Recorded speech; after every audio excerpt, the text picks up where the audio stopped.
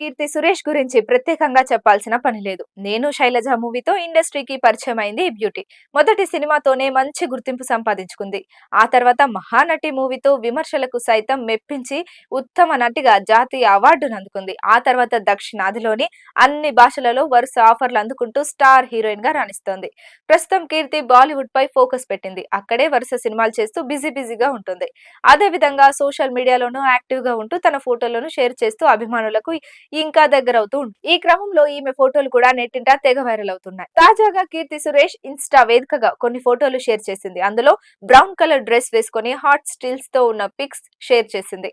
అది చూసిన నెటిజన్లు రకరకాలుగా స్పందిస్తున్నారు. ప్రస్తుతం ఈ ఫోటోలు నెట్టింట తెగ వైరల్ అవుతున్నాయి. మరి మీరు ఓసారి ఆ ఫోటోలపై ఒక లుక్ వేసుకోండి.